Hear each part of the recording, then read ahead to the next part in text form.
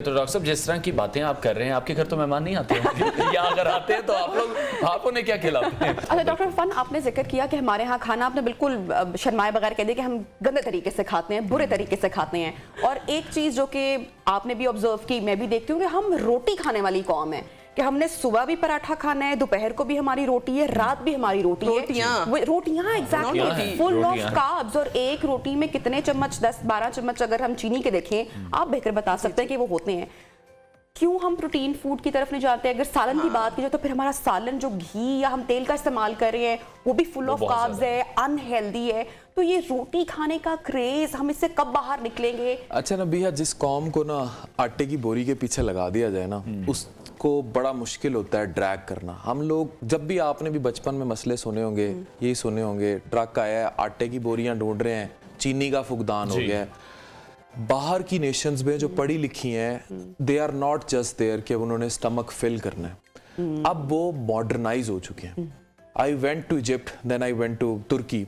वो शवारमा जो आपको लाहौर की रोडों पे खिलाया जाता है, ठीक है, पता नहीं उसमें क्या क्या डाला जाता है, लेकिन जो तुर्की शवारमा है वो इससे बिल्कुल डिफरेंट है। अच्छा, मैं भी जब तुर्की गई तो मैं वहां पर, क्योंकि हम आज से काफी टाइम पहले, तो मैं भी वहां पे ग्रेवी वाला फूड ढूंढती रही, लेकिन मैक्सिमम आपने वहाँ शवारमा खाया? जी बिल्कुल खाया। वहां पे ज्यादातर ड्राई, मतलब अच्छा, मैंने खाया, मैंने लिया, मैं वो खा नहीं सका कि पता नहीं लाहौरी शवारमे में ऐसा क्या होता है कि उसका टेस्ट ही और भी बड़ा कुछ होता है। लेकिन जो मेन इंग्रेडिएंट है वो ठंडी मुर्गी है, कि वो जिस तरह की मुर्गी इस्तेमाल की जाती है, कि हम देख रहे हैं कि वो मुर्गी, हम देख रहे हैं, लोगों को इतनी अवेयरनेस नहीं आ रही कि मुर्गी 550 रुपए किलो हो गई है, लेकिन वो शवारमा आज भी 60 रुपए। आपको क्लेमिंगली बात, ये किस तरह से पॉसिबल? पाकिस्तान में मरी हुई मुर्गी का रेट और कंजम्पशन और मार्केट रेट जो खरीदने वाले लोग हैं, they are much more than buying people जो जिंदा मुर्गी बाय करते हैं। अच्छा, फिर डॉक्टर अफान, डॉक्टर नासिर, दोनों से मेरा सवाल है, फिर लोग एक सवाल, जब हम इस तरह के इतने सारे शोज करते हैं तो मैं तो वो क्लिप काट के बड़े बुजुर्गों को फिर व्हाट्सएप करती हूँ कि ये देखें, कि ये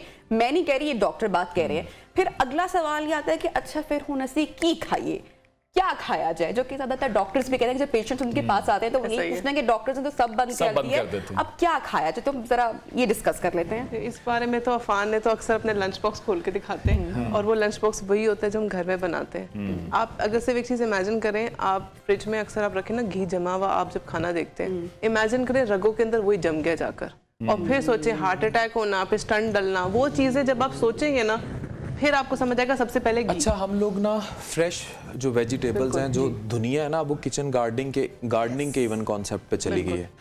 फ्रेश वेजिटेबल्स, फ्रूट्स, इनको आम करें, मिठाइयों को आउट करें। अभी रमजान आ जाएगा, किसी ने बाज नहीं आना है, जो कुछ करते रहे समोसे से, किसी ने बाज नहीं आना। Would you believe it is really 400 calories का आइटम बम। डेफिनेटली। एंड अभी आपकी चाय ब्रेक होगी, समोसे आ जाएंगे, आपका हाथ नहीं रुकना, नबिया नहीं, 2 खा जाना, नहीं रुकेगा हाथ। बिल्कुल, जिस तरह से आप अभी कह रहे हैं फ्रूट्स या वेजिटेबल का, तो हमने पूरी जिंदगी में नहीं देखा कि फ्रूट या वेजिटेबल का टीवी पर कोई ऐड आया हो। ऐड उन चीजों के आते हैं जो मुज़रे सेहत हैं, जो चीजें नहीं बिक रही उन्हीं को एडवर्टाइज करना पड़ रहा है। अनफॉर्चुनेटली हमने अपने बच्चों को भी अब उसी डगर पर चला दिया है। फूड है, वो माए 7 अप या कोई भी ओल्ड कोला ड्रिंक, एनीथिंग, वो कोला ड्रिंक्स अपने बच्चों को फीडर में डाल के देती है माए। And this is happening in Pakistan. चाय अपने बच्चों को फीडर में, अब जिस बच्चे को आप जैसे बैबल करते हैं, आप जो जबान उसके मुंह में दे रहे हैं, इसी तरह जो खुराक उसके पेट में दे रहे हैं, हाउ डू यू एक्सपेक्ट कि वो 25 साल की उम्र में चाय नहीं मांगेगा, या 4-4 5-5 कप नहीं। हमारी इकोनॉमी तबाह कर दी चाय ने, हमारी चाय की एडिक्शन है, we are addicted to tea as a nation. हमारी इकोनॉमी डिजास्टर, दुनिया के तीसरे बड़े इंपोर्टर हैं, और दुनिया में ही तीसरा नंबर है हमारा डायबिटीज पे।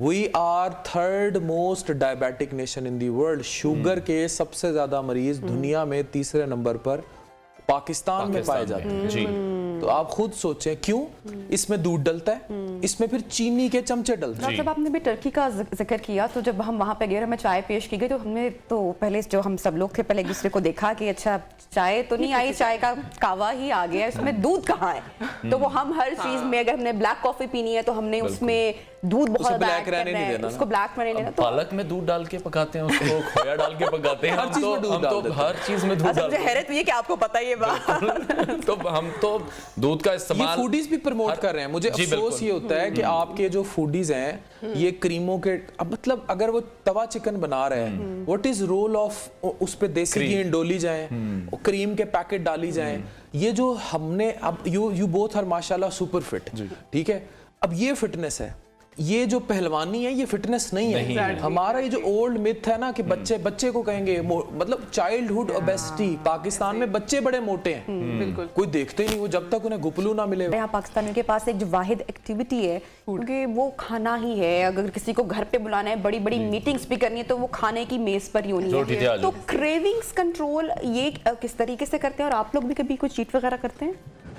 नबीहा, मैंने आपको भी एक बात बताई थी, हम 3rd नंबर पे हैं शुगर में।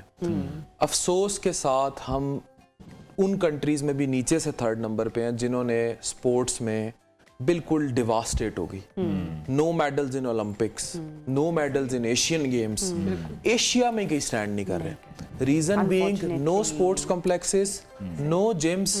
आप अपने इर्द गिर्द देख लें, जिस बंदे ने जिम बनाया उसका कारोबार डूब रहा है, जिस बंदे ने होटल बनाया है उसका कारोबार चमक रहा है। तो हम लोग ऐसे एडिक्ट हो चुके हैं, and there is no entertainment at all, there is no entertainment at all. बिल्कुल आप ठीक कह रहे हैं। तो डॉक्टर साहब, जिस तरह की बातें आप कर रहे हैं, आपके घर तो मेहमान नहीं आते हैं या अगर आते हैं तो आप उन्हें क्या खिलाते हैं? नहीं, हमारे घर जो मेहमान आते हैं ना, उनके सामने चाय नहीं जाती, ग्रीन टी का कप जाता है, ठीक है, ब्लैक कॉफी जाती है। इवन मेरे क्लिनिक पे बाजुकात बड़े बड़े लोग भी मिलने आ जाते हैं, कहते हैं तो कुछ नहीं पूछेगा, लेकिन ग्रीन टी आती है, ठीक है, नो बिस्किट, नो नथिंग, और इससे ज्यादा फिर मेहमान नवाजी भी नहीं। और अगर मैंने एक चीज नोटिस की, जब अफान अब जहाँ जाते हैं ना, तो लोग अफान के सामने फ्रूट रखते हैं, कहते हैं सर आप फ्रूट खाते हैं, फ्रूट लेके आए। और एक बात मैं आपको, यहाँ लोग ना ऑर्गेनिक्स की तरफ आए। This is something which is next in the world. They are targeting two things, kitchen garden, fresh vegetables, fresh fruits and organics, जिनमें ये चिया सीड्स, ठीक है, मल्टीग्रेन की रोटी, मोरिंगा, स्वांजना जिसे कहते हैं, ठीक है, it has enormous benefits. Even moringa की चाय तक आई हुई है। तो these are the things which are very natural. तो आप जितना नेचुरल होते जाएंगे, तो मैसेज अब आप लोगों को देना चाहें कि वो क्या करें, अपनी डाइट मॉडिफिकेशन, अपनी लाइफस्टाइल मॉडिफिकेशन किस तरह से लेके? अच्छा, मैं हूँ मैदे जिगर का स्पेशलिस्ट, और मैंने जिंदगी में ये जो आपका मैदा है और जिगर, मैदे में डिजास्टर्स डिजीजेस आ रही हैं due to our bad diet. Even Pakistan में स्टमक कैंसर बहुत कॉमन हो रहा है ड्यू टू मिलावट ज़्यादा मसाले, और पाकिस्तान में हर तीसरे बंदे को फैटी लिवर है ड्यू टू सेंट्रल ओबेसिटी, जो कहते हैं पेट निकला है, पेट के गिर चर्बी आ गई। एशियंस में central obesity is much common than as compare to west, और ये बहुत डेंजरस किस्म की चर्बी होती है। इससे मेटाबॉलिक सिंड्रोम एक्स के फीचर आते हैं। क्या होता है?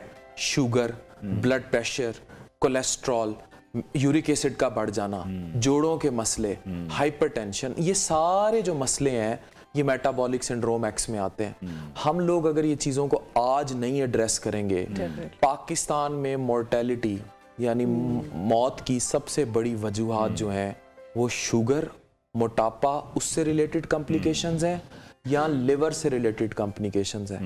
लिवर में मैं लिवर ट्रांसप्लांट को डील करता हूँ।